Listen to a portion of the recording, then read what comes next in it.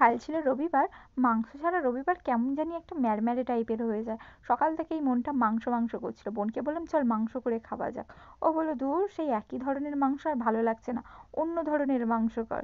তারপরে আমরা যে অন্য স্টাইলে মাংস করতে গিয়ে কোন স্টাইলে মাংস করেছি সেটা আমরা নিজেরাও জানি না। চলো তোমাদের সাথে শেয়ার করা যাক। এখানে নিয়ে নিয়েছি দেরাদুন চাল। চালটাকে আগে থেকে ভিজিয়ে রেখেছিলাম। তারপরে জল গরম হতে চালটা দিয়ে ভাত হয়ে গেছে আমাদের, ছাঁকনিতে করে ছেঁকে ঝুড়িতে তুলে নিচ্ছি। আমরা না ভিডিও করতে ভুলেই গিয়েছিলাম। ভাত আমাদের রেডি। তো ভাতটাকে সাইডে সরিয়ে রেখে এবারে শুরু করব আমাদের মাংস অভিযান। তো আমাদের মাংস অভিযানের জন্য এখানে আমরা নিয়ে নিয়েছি 500 গ্রাম মাংস। আগে থেকে ম্যারিনেট করে রেখে দিয়েছি। কিছুটা পেঁয়াজ এভাবে কুচিয়ে নিয়েছি, ধনেপাতা কুচি নিয়েছি, একটা টমেটো কুচি নিয়েছি আর কয়েকটা চেরা কাঁচা লঙ্কা নিয়েছি। আরও কিছুটা পেঁয়াজ এরকমভাবে কুচিয়েছি, ওই যে চিলি চিকেন যেভাবে কাটা হয় না ঠিক ওই রকমভাবে কুচিয়ে নিয়েছি। আর কিছুটা ক্যাপসিকাম এরকম বড় বড় সাইজ করে কেটে নিয়েছি। আর নিয়েছি এখানে পেঁয়াজ কলি এভাবে স্টাইল করে কেটে নিয়েছি। আর নিয়েছি আদা রসুনের পেস্ট। তারপরে নিয়েছি কয়েকটা এলাচ, 2 টুকরো দারুচিনি আর কয়েকটা লবঙ্গ এভাবে হামালদিস্তায় টুকে নিয়েছি। তারপরে কড়াই গরম হয়ে যেতে কড়াইতে পরিমাণ মতন সর্ষের তেল দিয়ে দিচ্ছি। তেল গরম হয়ে গেলে তখন দিয়ে দিচ্ছি কিছুটা চিনি। চিনি লাল হয়ে ওপরে উঠে পড়লে তখন গোটা গরম মশলা ফোড়নে দিয়ে দেবো।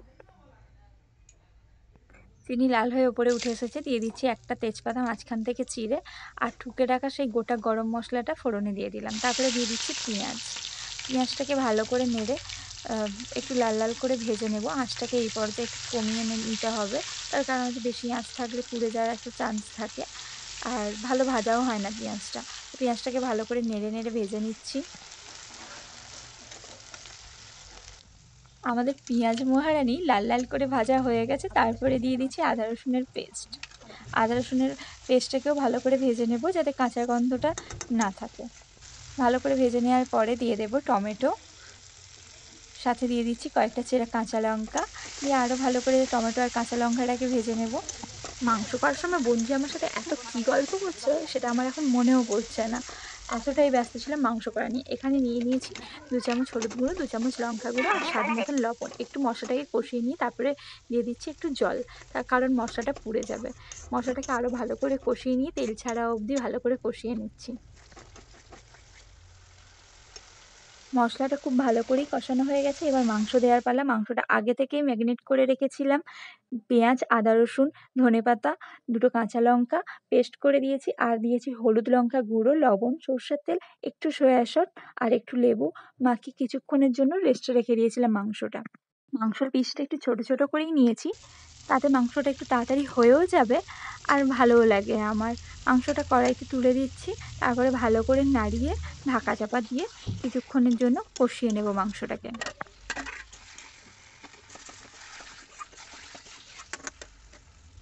মাংসটা ভালোভাবে কষানো হয়ে গেছে, বারবার খুলে খুলে নাড়িয়ে নিয়েছি।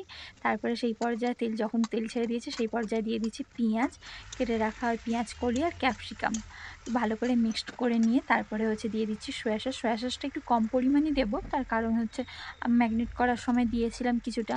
তারপরে টমেটো সস, গোলমরিচটা একটু কম পড়ে গেছে, আর একটু হলে ভালো হতো। এটা খাওয়ার সময় বুঝতে পেরেছি। তেলটা একটু দিলাম কারণ আমার মনে হলো যেন তেলটা কম হয়ে গেছিলো। তো তারপরে কষানো হয়ে যাওয়ার পর বোন বলছে আমাকে আগে একটা দেওয়ার, এত বড় একটা থালা নিয়ে বসে পড়েছে খাওয়ার জন্য। আমি বলছি আমাকেও একটু দে, বলছে যে না হবে না যা। তারপরে বলছি কেমন হয়েছে বল, বলছে যে দেখো বলছে ভালো হয়নি, যে আরও চেষ্টা করতে হবে তবে ভালো হবে, এরকম একটা কিছু আমাকে বলছিল।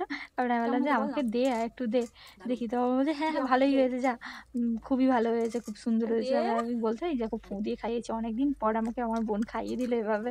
তো যাই হোক, তারপরে ধনেপাতা দিয়ে দিয়েছি। মাংস আমাদের রেডি, ধনেপাতা দিয়ে দিলাম। তারপরে এরপরে দিয়ে দেবো হচ্ছে শাহি গরম মশলা গুঁড়ো। তো আমার না এমনি গরম মশলা থেকে শাহি গরম মশলা গুঁড়োটা খুব ভালো লাগে। শাহি গরম মশলা গুঁড়ো দিয়ে মাংসটাকে আবার ঢাকা দিয়ে দিলাম কিছুক্ষণের জন্য, ওভেনটাকে অফ করে দিয়ে। তো আজকের মতন আমাদের রেসিপি শেষ হয়েছে। আমরা বসে পড়েছি খেতে। আমরা 2টো প্লেটে রাইস নিয়ে নিয়েছি আর নিয়েছি মাংস। তো মাংসটা আমি না একটু স্টাইল মেরে ভাতে নেওয়ার চেষ্টা করেছিলাম, কিন্তু দেখো মাংসটা থালার বাইরে গিয়ে পড়লো। বলবো যে ছেড়ে দে, তোর দ্বারা ভিডিও হবে না। তো বন্ধুরা তোমরাই বলো আজকের রেসিপিটা তোমাদের কেমন লেগেছে, আর এই রেসিপিটা যে কী নাম দেবো সেটা আমি নিজেও জানি না। তোমরা যদি এভাবে কেউ মাংস করে খেয়ে থাকো অবশ্যই কমেন্ট করে বলবে, আর তোমরা এই রেসিপিটার একটা নাম অবশ্যই দিয়েছে। তোমাদের কোন স্টাইলের মাংস সব থেকে বেশি পছন্দের সেটা অবশ্যই কমেন্ট করে জানিও।